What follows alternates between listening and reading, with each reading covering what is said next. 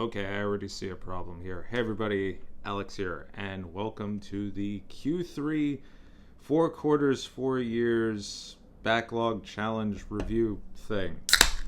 So we're doing a different angle today. Obviously, we're taking a page out of the Johnny Millennium book of YouTubery, sitting on the floor, which I realize is going to be a bit of a problem for my usual walk-on thing, because I am literally on a coffee table with like maybe this much walking space, and once I'm down, I'm down. And to get back up, it's kind of like I don't know. It's kind of like a stop, drop, and roll thing, but it wasn't pretty in the outtakes that are coming up before this video. As it is, this is the second Diet Coke.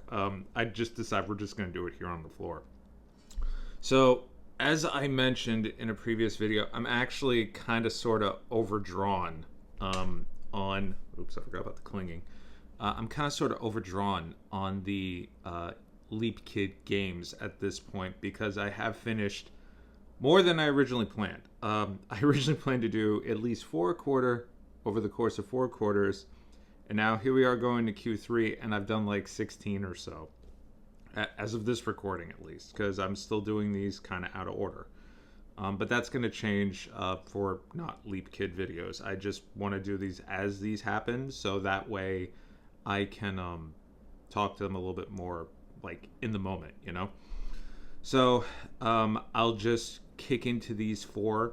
What I may end up doing is for the end of the year, game of the month of the year video, I'll probably just do a wrap up of like the hangers on, or maybe halfway through the last quarter, I'll just do like a mini one in between just to catch it all up. But with Q3, I decided I was going to go with a couple of heavier games and a couple of lighter games, considering in Q2 I literally did Persona 3 Reload, Final Fantasy VII Rebirth. Both of those are massive games. And of course, going into the Midwest Gaming Classic and having to take a plane, I thought what better way to finish up a visual novel than a plane ride. So I finally played The House of Fata Morgana.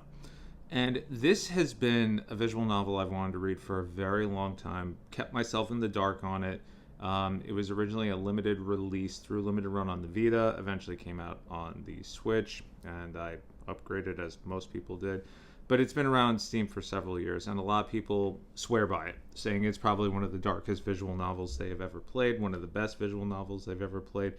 And I could definitely say, while it's one of the darkest I've ever played, I truthfully don't think it's one of the best. It's not a fault of the writing. I think it's the fact that after going through, there are routes. And again, since it's a visual novel, I have to be vague here if you are interested. There are technically routes, but it's more about a historical descent into madness. And it does so through a couple of different scenarios scattered throughout time. And there is, of course, interjoining things. And it's really interesting with the twists. But depending on your decisions and depending on how you play things out, it either gets really good, it gets really dark, or it just ends, to be completely honest. But I think by maybe, I'll say the 3rd iteration of Descent into Madness, I was kind of like, okay, what's going to happen this time? It kind of felt a little samey to me at one point. Probably the most interesting one would be, and for those of you who played it, the story with the merchant. I honestly thought that was probably the most interesting one, because of the duality going on there. You didn't know what was going on. You didn't know who was who technically. And then the end, it kind of reveals everything, and you're like, oh yeah, that makes total sense. It definitely plays with your perspective of the narrator. But towards the end, it kind of just... It's like, hey, so you knew this was happening. Hey, you knew this was happening. Hey, did you think this was going to happen? I'm like, fuck yes, I did. I figured it out 20 hours ago. A lot of people say it's not that long. It took me, I think, 65, 70 hours. And I'm a pretty fast reader. But I also feel like maybe I was dozing off while reading it. Not because it was boring, just because it's very descriptive. And it has to be very descriptive because the frames of animation are very limited. The artwork is beautiful. but because it's mostly background stuff, like it does have to kind of describe everything as it's happening. The character art is great, but they don't have as many, I guess you could say, CG things going on to kind of like flesh it out. I'm not sure if this was made on a budget. I know this was made several years ago. And if you're a fan of visual novels and you really like dark stuff, I really do think this is a good one to check out. I don't think I was overhyped. I think me going in blind kind of gave me this expectation of being blown away when I finally got to it. And I was like, okay. I kind of think, truthfully, I think Deathmark was better, but that's a horror weird thing, you know. It's completely unrelated. But if you want to talk about stuff with like Descent into Madness, House of Fata Morgana is really good in that respect, but ultimately I feel like it kind of just dropped the ball for me. Next up, a Kickstarter dream, Eiyuden Chronicle, 100 Heroes. So leading up into this game, I actually went and played Eiyuden Chronicle Rising, the prequel side-scrolling city-building action RPG. And having played both, I can tell you, if you do play the prequel first, you're doing yourself a great service, because it does a bunch of characters that you recruit have no context for being recruited unless you played the prequel. And there are some characters that you actually recruit that you can use in battle that are, honestly, one particular character was like a favorite of mine. The second I was able to get her, I was like, yay. And that was it. She was in my party through the end. If you've never played a Suikoden game, you may go into this and be like, why does this feel like something stuck in the 90s? I'm sorry. You guys that like went in on this Kickstarter being like, oh, this game isn't really what I thought it was going to be. It's not as big and grand. I think the developers understood the assignment. This was for fans of Suikoden. It wasn't, I don't think, meant to get critical acclaim or wide appeal. I think it was targeted towards a specific demographic of JRPG players, and it was unfortunately the swan song for the writer and creator who passed away shortly before release. If you grew up playing Suikoden, if you love 90s anime and how plots seem to come and go really, really fast, and some characters are developed heavy for like 10 minutes and then never developed again, you're going to eat this game up. It is such a fun treat. It is such a great ride. It is epic beyond belief. It does everything Suikoden did. I think that's the problem a lot of people have with it, is because they were expecting a 2024 Suikoden, not a 1999 2002 Suikoden, you know? And I haven't played all of them. I've played 1, 2, and 3. And I really want to play 4. Everybody keeps telling me it's kind of boring. And I did read a review. For those of you guys who don't know, I don't read a game review, like a fully written one, unless I've actually played the game, because I feel like that kind of steers me. And a lot of folks have said like, oh, well, you know, it's pretty bad. It's as bad as 4. And I'm like, really? I guess I would like 4 then. Which is the seafaring one, which a lot of people said was very different. But with this game in particular, I don't know. I feel like a lot of folks expected like the second coming of JRPG Jesus. And I knew it wasn't going to be that. Fact of the matter is, 9 out of 10 Kickstarter games that come out just don't meet expectations. It's not a fault of the developers. It's not a fault of the game. It's a fault of hype, you know? And I'm not defending the game. Trust me, it has tons of flaws in it. Those battles get really easy and really boring at the same time really fast. But the leveling up that they had in the original Suikoden is still there. So you could go in with like a level 2 character and a bunch of level 50s, and that level 2 character will be like level 20 by the end of that fight. So it's really good with that in terms of quality of life and, you know, being respectful of your time.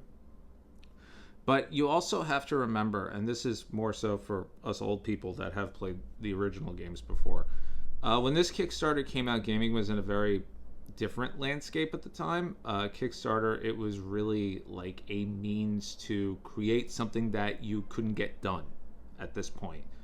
And I would argue that it's been replaced by indie studios at this point. Indie studios that I still do Kickstarters, of course, but are working with limited funding, not, the grandparents of video game design who are like, hey, let's pull some strings, get the gang back together, and a $4 million budget, and let's make a game like we used to back in 1995. I think that's where to me, that was a strength of this game, and I think that was also perceived as a weakness of this game because it was really stuck in the times. Even graphically speaking, it looks like something that would be like the early 2000s. But if you're into that, you're definitely going to love it. Now, one thing I will say, and this isn't really a spoiler, it's just kind of like an expectation setting, the army battles in Suikoden 2 are ridiculously epic. In this one, they're kind of just there, unfortunately. Honestly, I feel like they're just there to soak up time. There are a couple of mini games in here, not as many as Rebirth. I know a lot of people didn't care for that. But it also, those mini games are stuck in that time frame too. Of course, there's a cooking mini game, and of course, it references Iron Chef because that's what was on at the time. And there is a game that looks remarkably like Yu-Gi-Oh, and there's a game that looks remarkably like Beyblade. Guess what company produces those games? To my knowledge, at least, Konami. So, kind of funny, like, there's a little bit of a reference into the history of that too, but overall, I really enjoyed this game. I can't wait for a sequel. I didn't realize, apparently by me backing this Kickstarter, not only did I get the game before everybody else, which has never happened, I also get the season pass, apparently, which is going to have additional story content. And this is where I have a challenge, right? The story content is geared towards some of the main characters, right?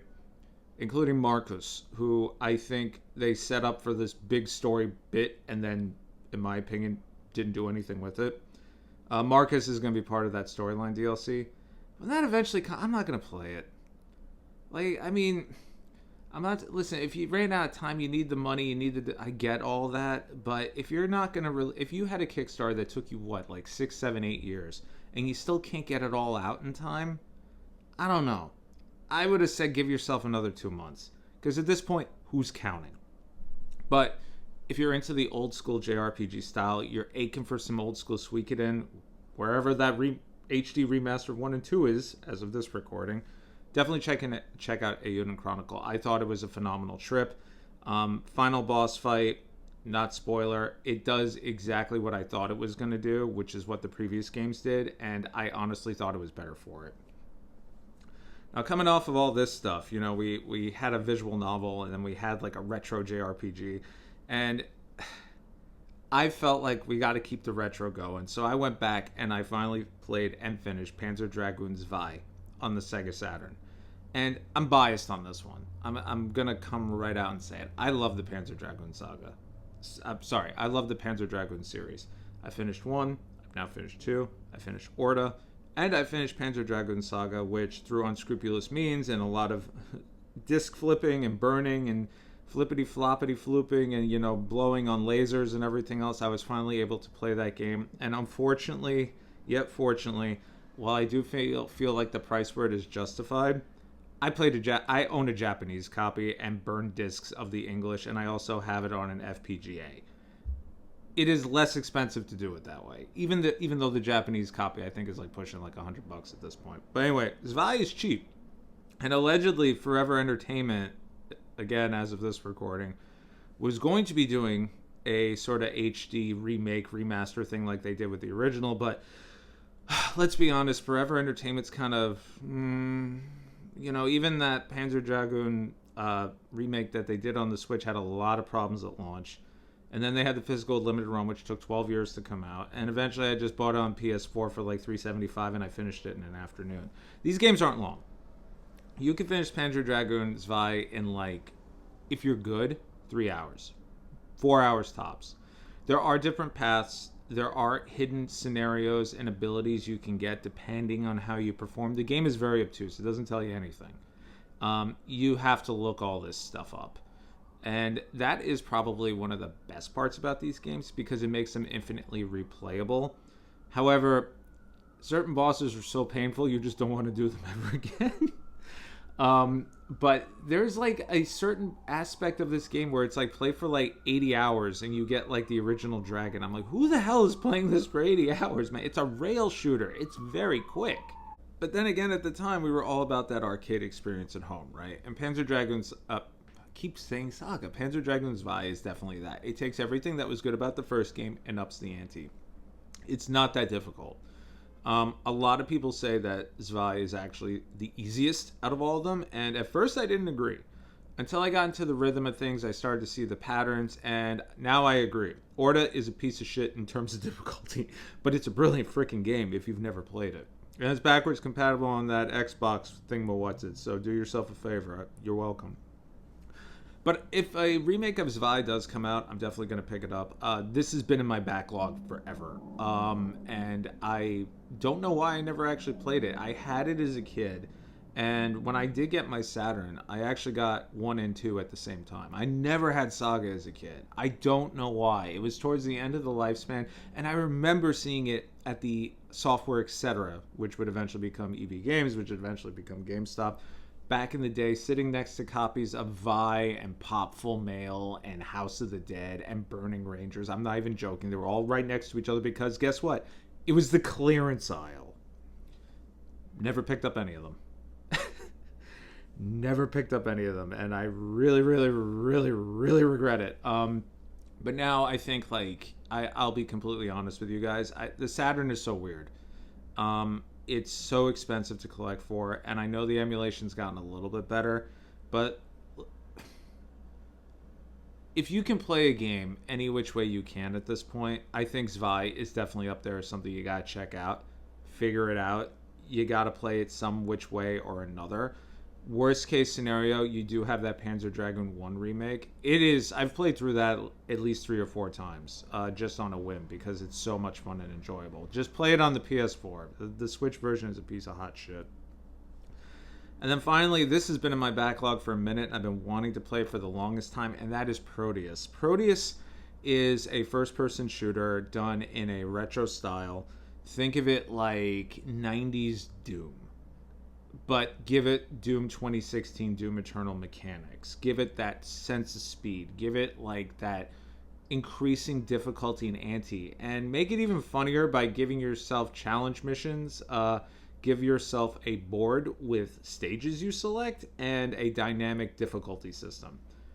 It is really freaking good. It has a really good soundtrack. It ain't no Mick Gordon, but it's up there. And it's surprisingly long. I think it took me like 15 or 16 hours. And for an FPS game, I'll admit, I feel like that's kind of long. But if you space it out, because some of the missions are really fast, some of them are really long. As a matter of fact, one of the levels is actually just like an arena that you basically just run around. There's like tombstones everywhere, and it's just the Kickstarter backers. No idea that this was a Kickstarter. This is available on everything. It plays on Switch. People have told me the Switch version is actually really competent too. But I play it on PC because when it comes to first-person shooters, I'm an old man and I'm an elitist and I like to use a mouse and keyboard. But it's on sale all the time as well. I think if you're in for a first-person shooter with a very light story, like, I'll be honest, Doom 2016, Doom Eternal, the story's not heavy. But it gives you like enough of a backstory where you're kind of like, all right, I'm the Doomslayer, we're going to go fuck shit up. In this game, you're just thrown into it, and it's basically just like, there's some wacky shit going on in another dimension. We need you to go fuck shit up. That is literally all the motivation you need. One thing I did neglect to leave out, or one thing I did leave out, rather, is at certain points in the game, you do have access to a shop.